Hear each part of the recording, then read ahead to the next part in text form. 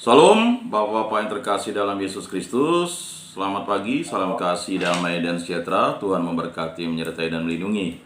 Semoga kita tidak jemu-jemu sering-sering untuk mengucapkan salam kasih, damai dan sejahtera. Tuhan memberkati, menyertai dan melindungi. Karena ada yang komplain katanya, bosan mendengar salam itu. Kalau kita sudah bosan mendengar salam itu, berarti jangan jadi orang Kristen saja begitu. Jadi ya itu enggak apa-apa lah. Yang namanya orang itu kalau udah bosan, itu memang akan menjadi pribadi yang tawar. Kata Yesus, kalau garam itu menjadi hambar, bagaimana mengasinkannya? Begitu juga kalau terang itu menjadi gelap, bagaimana menghidupkannya? Hanya melalui perantaraan Yesus Kristus kita bisa sampai ke hadirat untuk menjadi pribadi yang dibentuk. Jadi kita sudah 2 minggu tidak ketemu ya. Kemarin karena perayaan tanggal 16 harusnya ibadat, tapi karena pengurus gereja Pak Lulu katakan alat-alatnya dipinjam, ini luar biasa. Jadi alat-alatnya menjadi berkat bagi semua orang yang ada, ya kan? Lanjut tanggal 17 hari kemerdekaan Republik Indonesia. Jadi kita bersyukur bahwa kita diberikan anugerah kemerdekaan dan kita menjadi pribadi yang dimenangkan oleh Kristus. Bisa dengar ya suara saya, Pak? Ya, baik. Mari kita buka kegiatan katekese kita pada hari ini dengan berdoa.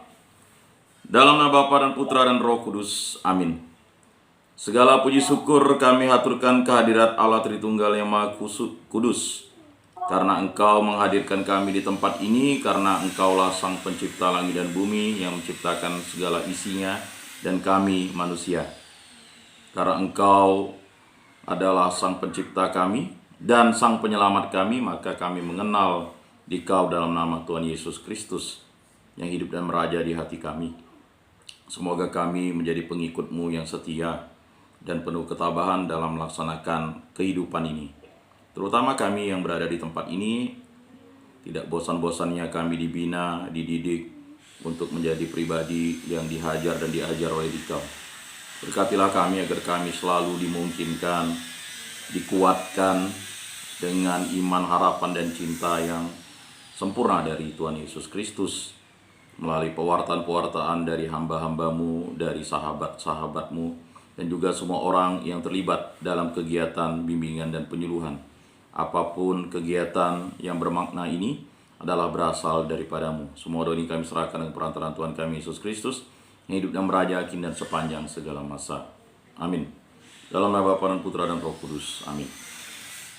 Bapak-bapak yang terkasih dalam Yesus Kristus, berbicara tentang nama-nama Allah, mengapa saya memasukkan materi katekese ini?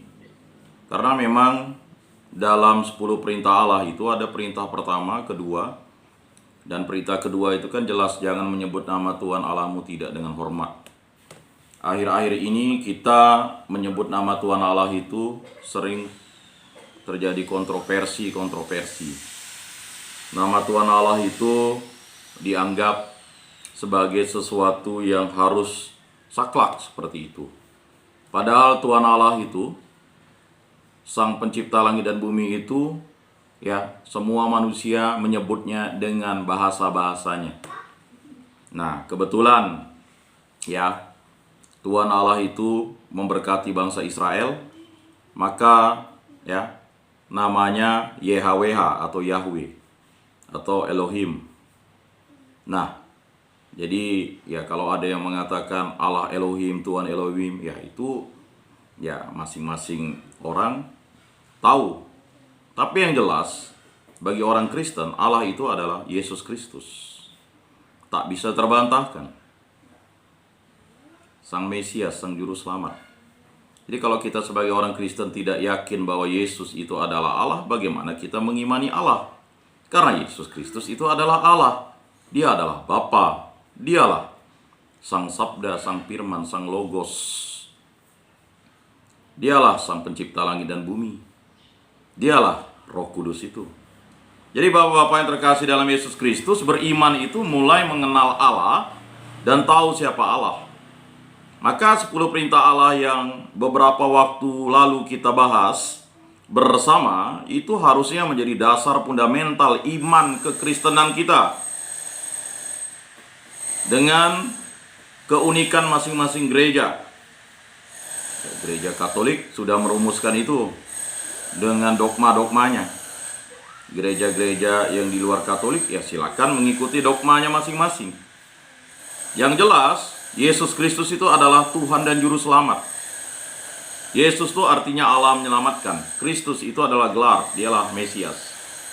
Jadi Bapak-Bapak yang terkasih dalam Yesus Kristus, ini semacam mengingatkan kembali bahwa apa yang kita sampaikan kepada saudara-saudari kita atau orang lain tentang Yesus Kristus harus sesuai dengan kristologi Alkitabiah.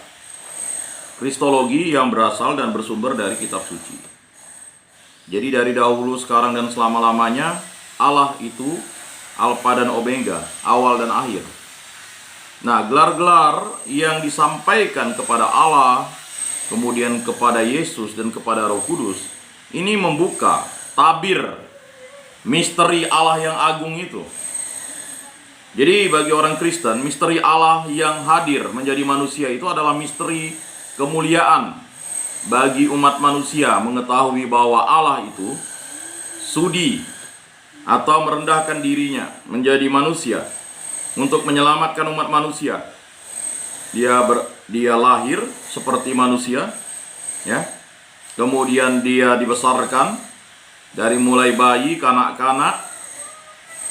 Nah, makanya dalam kitab suci dijelaskan ketika karya Yesus berusia 12 tahun. Kalau semua dicatat mulai dari Yesus lahir sampai, ya tidak akan cukup Injil itu mencatat semuanya. Makanya yang dipilih oleh penulis-penulis Injil itu adalah bahan-bahan untuk menyampaikan pewartaan sabda Allah itu yang paling utama agar kita menjadi pribadi yang mencintai Tuhan Allah.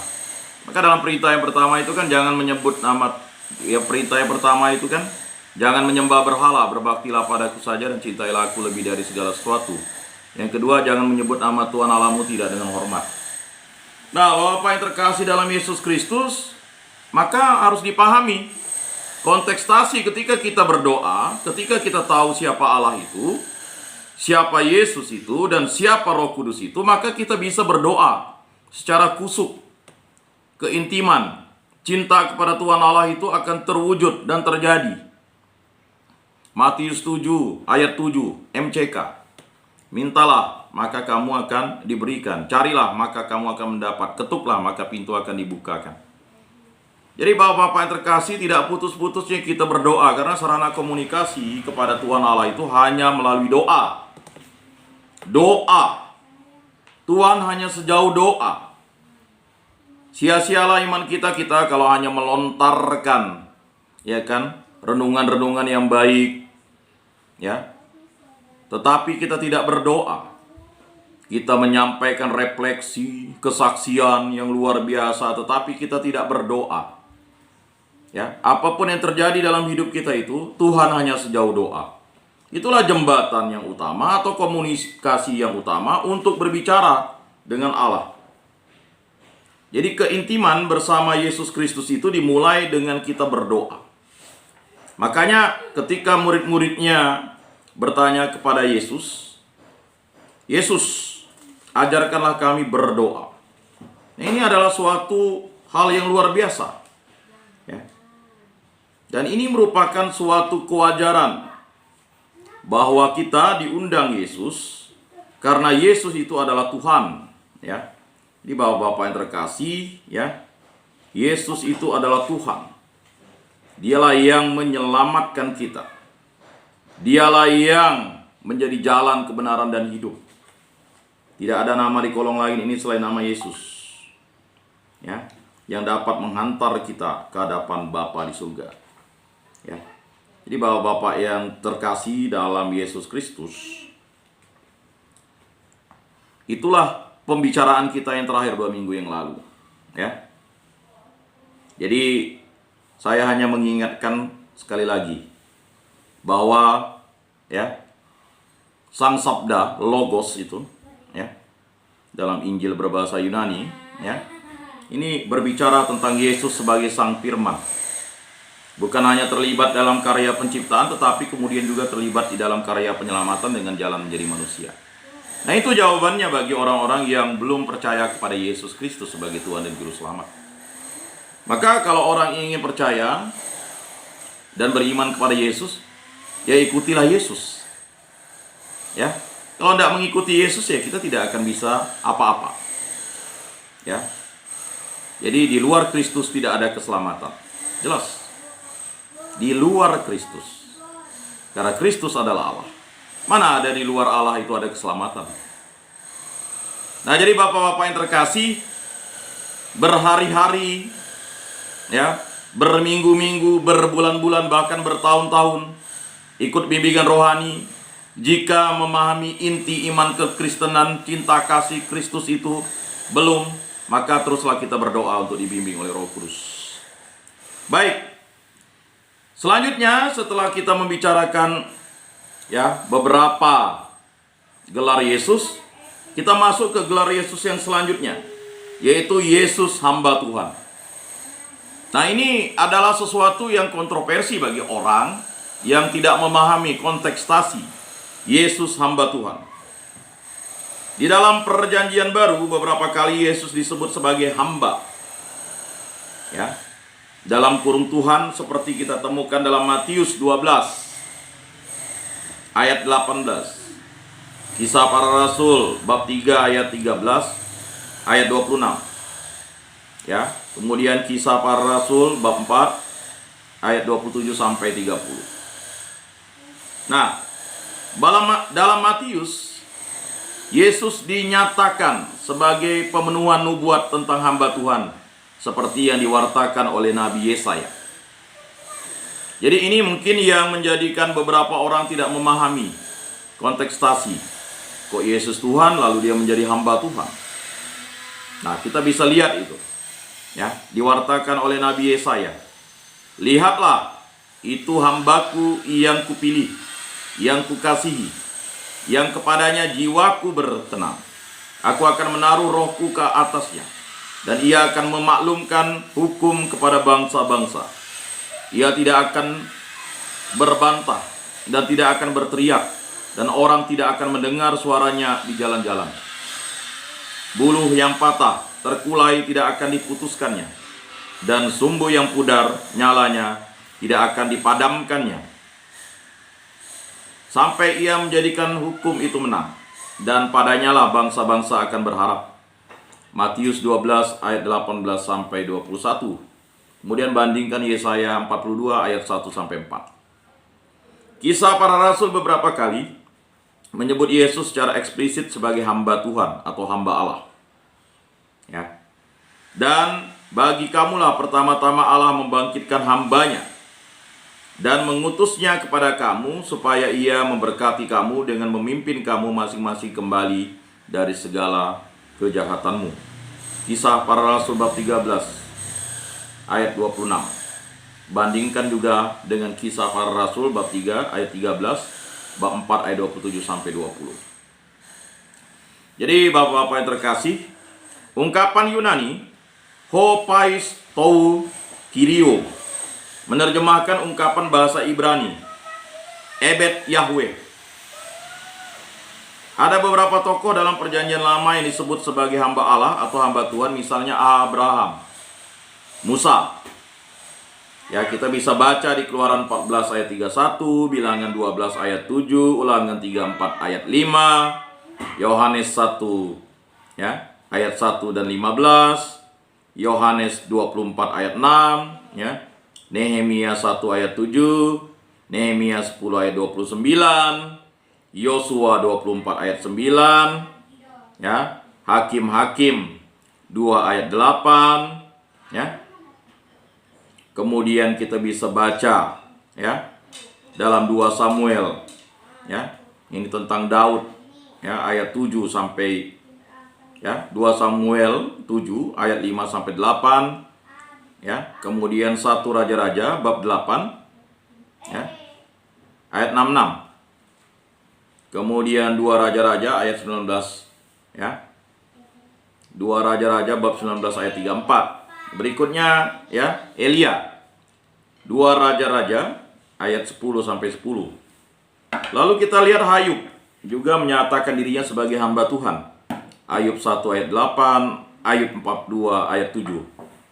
Kemudian Yesaya 20 ayat 3, Yesaya 49 ayat 5. Lalu para nabi. 2 Raja-Raja ayat 21. 2 Raja-Raja 21 ayat 10. Kemudian ya, Amsal 3 ayat 7. Kemudian Israel juga menyatakan dirinya sebagai hamba Allah. Yesaya atau hamba Tuhan ya. Yesaya 41 ayat 8 sampai 10. Yesaya 44 ayat 21. Yesaya 48 ayat 20 dan Yesaya 49 ayat 3. Nah, semua ayat-ayat ini menyatakan suatu maksud yang luar biasa. Ya. Sebutan hamba Tuhan atau hamba Allah sebenarnya mempunyai nuansa penghargaan. Para tokoh disebut hamba karena kualitas ketaatan mereka. Jadi hamba itu kan taat. Jadi yang diperlukan itulah ketaatan. Jadi seperti Paus itu kan ada moto, ya, hamba dari hamba. Ya. Nah, para tokoh disebut hamba karena kualitas ketaatan mereka. Umat bangsa Israel sebutan hamba dimaksudkan sebagai pengingat bagi mereka agar setia pada perjanjian dan taat kepada kehendak Allah, sesuai dengan panggilan mereka sebagai bangsa pilihannya. Jadi Bapak-Bapak yang terkasih dalam Yesus Kristus, jika Yesus disebut sebagai hamba Allah atau hamba Tuhan, latar belakangnya adalah tokoh-tokoh perjanjian lama yang dikenal karena keunggulan mereka dalam hal ketaatan pada tugas panggilan Allah. Gelar Yesus sebagai hamba Tuhan pada umumnya dihubungkan dengan tokoh hamba Yahweh dalam kitab Yesaya. Jadi umat Kristiani sejak awal sudah meyakini bahwa peristiwa sengsara dan pengorbanan Yesus demi keselamatan umat manusia merupakan pemenuhan nubuat dari tokoh hamba Tuhan, hamba Yahweh dari kitab Yesaya. Isi dari kidung hamba Yahweh sesuai dengan perjuangan Yesus sebagai penyelamat yang taat, yang rela mengorbankan diri dan menderita demi menanggung dosa orang lain, sedangkan dirinya sendiri tanpa dosa. Tokoh hamba Yahweh dalam kitab Yesaya dikisahkan dalam 4 rangkaian kidung, yaitu Yesaya 42 ayat 1 sampai 4 itu kidung yang pertama. Kemudian Yesaya 49 ayat 1 sampai 6 kidung yang kedua. Selanjutnya Yesaya 50 ayat 4 sampai 9 kidung yang ketiga. Selanjutnya Yesaya 52 ayat 13 sampai bab 53 ayat 12 itu kidung keempat. Jadi tokoh hamba Yahweh ini dalam kitab Yesaya ya dibuat dengan 4 kidung. Digambarkan di dalam 4 kidung tersebut hamba Tuhan sebagai tokoh yang misterius. Pribadinya lembut tanpa kesalahan, namun harus menderita demi menanggung dosa-dosa umat, setia dan taat pada misinya. Penderitaannya mengejutkan banyak orang. Ia dihina dan dihindari orang. Penderitaannya serupa dengan korban penebus salah. Namun setelah penderitaannya itu, dia akan dimuliakan Allah. Tidak ada kesepakatan tentang jati diri orang ini, siapakah dia. Sebagai gambaran tentang perjuangan hamba Tuhan dapat kita lihat dari Yesaya 53 ayat 3 sampai 7. Nah, ini dia. Ia dihina dan dihindari orang, seorang yang penuh kesengsaraan dan yang biasa menderita kesakitan. Ia sangat dihina sehingga orang menutup mukanya terhadap dia, dan bagi kita pun dia tidak masuk hitungan. Tetapi sesungguhnya penyakit kitalah yang ditanggungnya, dan kesengsaraan kita yang dipikulnya. Padahal kita mengira dia kena tulah, dipukul dan ditindas salah. Tetapi dia tertikam oleh karena pemberontakan kita. Dia diremukkan oleh karena kejahatan kita.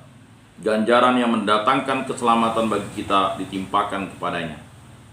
Dan oleh bilur-bilurnya kita menjadi sembuh. Kita sekalian sesat seperti domba. Masing-masing kita mengambil jalannya sendiri. Tetapi Tuhan telah menimpakan kepadanya kejahatan kita sekalian. Dia dianiaya tetapi dia membiarkan diri ditindas dan tidak membuka mulutnya seperti anak domba yang dibawa ke pembantaian. seperti induk domba yang keluh di depan orang-orang yang menggunting bulunya. Ia tidak membuka mulutnya. Di Bapak-Bapak yang terkasih dalam Yesus Kristus, ya, Yesus sebagai hamba Allah ini sudah dijelaskan di kitab Yesaya 53 ayat 3-7. Dan ini adalah suatu kemuliaan bagi kita mengetahui Yesus sebagai Tuhan dan Juru Selamat. Rahasia ini besar dan hanya bisa diketahui oleh orang-orang Kristiani. Jadi bagi kita yang berada di tempat ini, rahasia-rahasia ilahi itu diungkapkan satu persatu kepada kita. Nah, walaupun kita penuh dengan kuuk, penuh dengan kelelahan, letih, lesu, lunglai, letoy, lelah, capek, tetapi rahasia yang besar ini itu luar biasa. Ya, para kaisar, raja, dan semua orang besar ingin mengetahui rahasia ini, tetapi hanya diungkapkan, ya, untuk orang-orang kecil seperti kita ini. Ya. Dan memang hal-hal semacam ini tidaklah ya. Tidaklah viral bahasa sekarang. Ya. Jadi yang namanya kegiatan rohani, ya, mau viral itu sulit. Mengapa sulit? Karena kita mengungkapkan kebenaran, kejujuran. Ya. Kalau hal-hal yang sifatnya ya pornografi, ya, hura-hura, kesenangan duniawi itu bisa viral. Atau bahkan kejahatan. Ya. Sekarang kita lihat fenomena, ya, bagaimana kejahatan oknum-oknum itu dipiralkan melalui medsos. Nah, ini untuk membuka tabir-tabir tadi itu. Jadi Bapak-Bapak yang terkasih dalam Yesus Kristus, umat Kristiani meyakini bahwa pemaparan gambaran mengenai hamba Tuhan dalam Yesaya itu terpenuhi dalam diri Yesus dan penderitaan yang ditanggungnya. Yesus yang tidak mengenal dosa itu harus menanggung resiko penderitaan dan wafat di salib. Semua itu dilakukan oleh Yesus dalam diam dan penuh ketaatan. Dia serupa dengan hamba Tuhan yang dipilih oleh Allah untuk misi yang berat itu. Yesus menolak jalan kekerasan. Jadi sebagai orang Kristiani itu kita harus menolak jalan kekerasan. Ya. Jalan kita itu adalah cinta kasih. Apapun yang Bapa lakukan jalan kekerasan itu bukanlah jalan Yesus Kristus. Sebagai orang Kristiani kita melaksanakan jalan cinta kasih. Ya. Nah, untuk itu kita harus terus, ya, berjuang, ya, dengan bimbingan Roh Kudus untuk mencapai yang namanya jalan cinta kasih itu.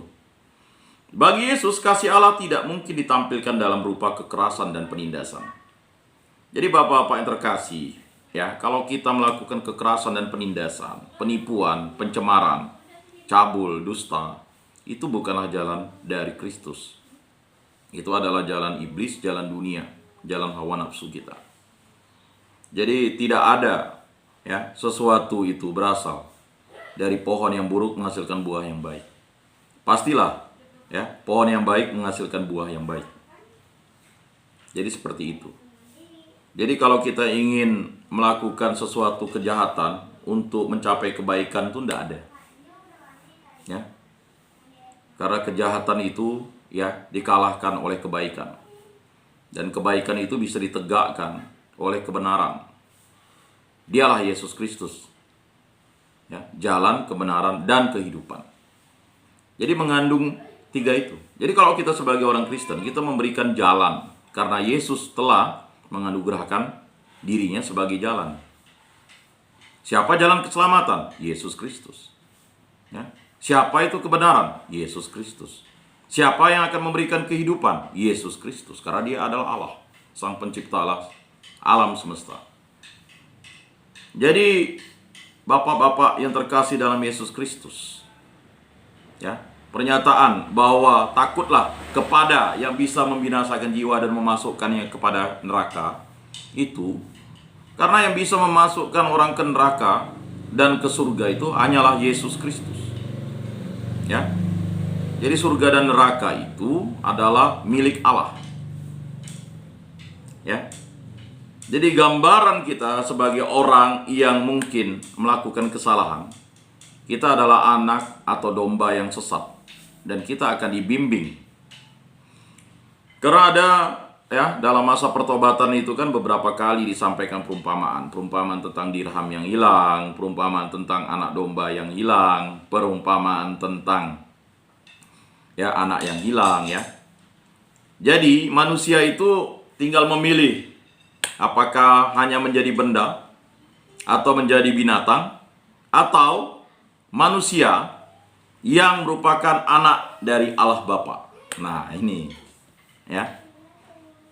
Jadi Bapak-bapak yang terkasih dalam Yesus Kristus, kalau kita sebagai anak yang hilang, ya, itu luar biasa.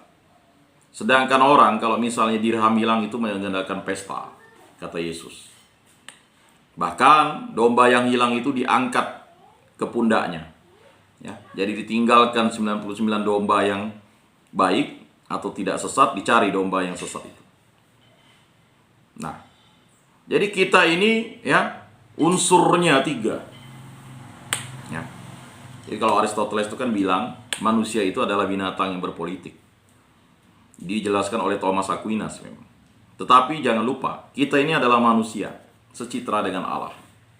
Ya. Jadi Yesus Kristus itu menyelamatkan bukan hanya benda, bukan hanya makhluk hidup, tetapi manusia. Seluruh alam semesta ini ditebusnya dengan darahnya yang suci yang tercurah di kayu salib. Jadi Bapak-bapak yang terkasih, hanya pengorbanan diri dengan penuh kerelaan yang dapat menjadi sarana efektif untuk mengingatkan banyak orang agar mau bertobat. Jadi Bapak-bapak yang terkasih dalam Yesus Kristus, kita mengajak orang ke gereja, mengajak orang kegiatan rohani ya. Jadi ada sharing seorang ibu tadi malam ya. Dia ini pengurus umat, pengurus lingkungan, mau berhenti. Ya, karena apa? Karena kegelisahan dalam hidupnya. Saya katakan Tuhan itu tidak memberikan beban yang berat kepada kita. Tetapi beban yang ditanggung oleh Yesus Kristus itu adalah beban yang terberat bagi pribadi manusia di muka bumi ini. Karena Yesus tidak menggunakan kealahannya, tetapi menggunakan jasmaninya, pribadinya sebagai manusia untuk menebus dosa-dosa kita. Ya. Bapak-bapak tidak disalib. Bapak-bapak tidak menjalani deraan, siksaan, tidak melaksanakan jalan salib. Bapak-bapak hanya ditempatkan di tempat ini untuk dihajar dan diajar melalui perantaraan negara, supaya menjadi anak-anak yang kembali kepada Bapa di surga. Jadi harus dipahami itu. Banyak di antara kita asik mendendam, mendengki, mengiri. Padahal apa yang dilakukan oleh Allah kepada kita itu adalah mengingatkan kita kembali bahwa kita harus menjadi anak yang hilang kembali kepada Bapa. Dan ini harus dipahami. Maka kalau kita mengajak orang untuk berdoa, mengajak orang untuk membaca firman, mengajak orang untuk melayani, itu adalah pertobatan kita yang sungguh. Dan jika kita lalu ingin lari dari Tuhan, sama seperti Yunus lari dari Tuhan untuk menobatkan bangsa Niniwe, itu berarti kita tidak mau berjuang bersama Allah. Jadi Bapak-bapak yang terkasih dalam Yesus Kristus, mengapa kita menjadi pribadi yang dipakai Tuhan untuk mewartakan firman dan sabda Tuhan? Karena Tuhan tahu bahwa kita memiliki kemampuan yang dianugerahkan oleh Roh Kudus kepada kita. Untuk mendengar, untuk melihat, untuk meraba, untuk merasa, Walaupun kita mendengar apa yang disampaikan setiap kegiatan bimbingan dan pertemuan, ada yang mungkin bisa tertidur, mengantuk, ada yang tidak paham, ada yang pikirannya melayang-layang. Kita kan tidak bisa membatasi pikiran, kehendak bapak-bapak. Tetapi yang bisa mengatur pikiran kita itu agar kita bisa mampu untuk mewartakan firman dan sabda Tuhan itu adalah Roh Kudus. Nah, dia dimuliakan setelah berhasil melewati rangkaian penderitaan. Yesus tidak mengakhiri perjuangannya dengan kematian, tetapi dengan kebangkitan. Jadi Yesus tidak mengakhiri perjuangannya dengan kematian, tetapi dengan kebangkitan, bangkit. Ini bapak-bapak yang terkasih, ketika sudah mengalami hal ini, bapak-bapak merasa mati. Tidak, bapak-bapak dibangkitkan kembali oleh Yesus Kristus. Dia dimuliakan setelah berhasil melewati rangkaian penderitaan, penghinaan, bahkan pembunuhan yang tidak adil demi kasihnya kepada umat manusia dan ketaatannya kepada Bapa. Penyaliban Yesus bukanlah tanda kekalahan, tetapi tanda kemenangan. Dan kemenangan itu dimakautai dengan kebangkitan serta kemuliaannya sebagai Tuhan. Nah, inilah yang harus kita pahami. Dari hamba menjadi Tuhan. Maka Yesus adalah hamba Tuhan. Dia adalah Tuhan dan Juru Selamat.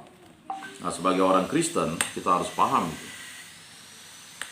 Bapak-bapak yang terkasih dalam Yesus Kristus, itu tadi gelar Yesus sebagai hamba Allah atau hamba Tuhan.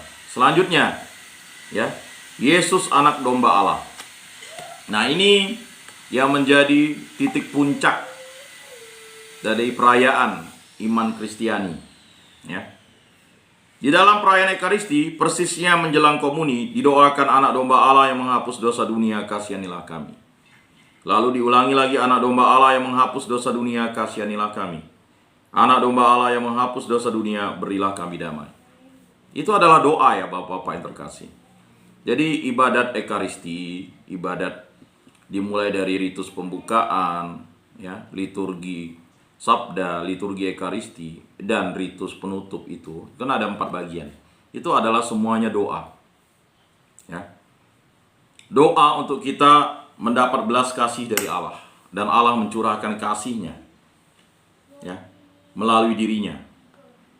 Maka kita setiap kali di gereja Katolik, ya, sebelum menyambut komuni kudus, kita akan menyampaikan doa. Anak domba Allah yang menghapus dosa dunia, kasihanilah kami. Anak domba Allah yang menghapus dosa dunia, kasihanilah kami. Anak domba Allah yang menghapus dosa dunia, berilah kami damai. Nah, jadi seperti itu. Makanya, ya, imam akan menyatakan kepada kita, lihatlah anak domba Allah yang menghapus dosa dunia, berbahagialah kita yang diundang ke dalam perjamuannya. Jadi kita menjawab, Tuhan, saya tidak pantas Engkau datang pada saya, tetapi bersabdalah saja, maka saya akan sembuh. Kepulihannya bukan hanya kepulihan jasmani, tetapi kepulihan rohani, kepulihan batin. Nah, ini yang adalah kepulihan yang sempurna dari Yesus Kristus. Nah, jadi Bapak-bapak yang terkasih, ya, Yesus disebut sebagai anak domba Allah adalah Yesus. Ya. Gelar Yesus sebagai anak domba Allah hanya kita temukan dalam Yohanes 1 ayat 29 dan Yohanes 1 ayat 36. Kemudian surat Petrus yang pertama, ya, bab 1 ayat 18 sampai 19. Jadi di situ, ya, tercantum atau termaktu di dalam Injil Yohanes dan surat Rasul Petrus yang pertama. Ungkapan anak domba Allah yang menghapus dosa dunia berasal dari Yohanes Pembaptis ketika dia bersama-sama dengan para murid melihat Yesus yang datang.